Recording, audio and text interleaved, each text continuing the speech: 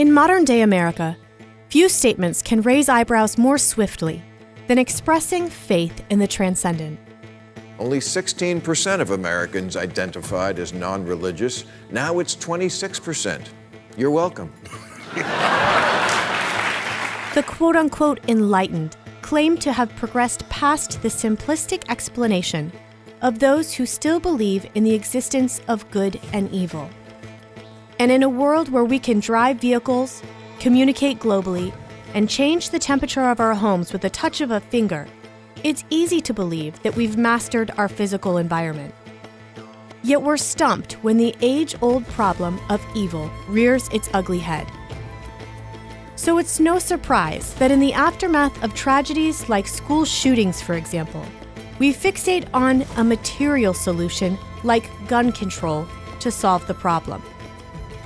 But what if the problem is much deeper than raising the gun buying age or making it harder to get certain types of guns?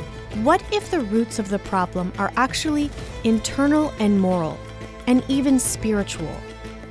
In 2014, a Pew study found that 23% of Americans considered themselves atheists, agnostic, or nothing in particular. Sunday school, once a staple of childhood for many Americans, is becoming a thing of the past. Professor Emeritus of Psychology at New York University, Paul Vitz, attributes teens' skyrocketing anxiety, self-harm, suicides, and school shootings to their poor spiritual health. Despite being born into a world with more material comforts and mental health resources than ever, the next generation seems increasingly drawn towards self-destruction. Vitz observes that without belief in objective truth, goodness, and beauty, including the belief that they're created in the image of God, the next generation clings to external sources of identity: social media, sexual experiences, and material possessions.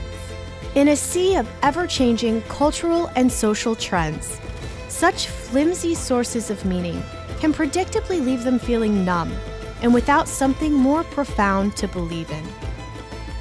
Vitz proposes that Americans re-examine the value of faith and its power to help people live happier, healthier, and longer lives.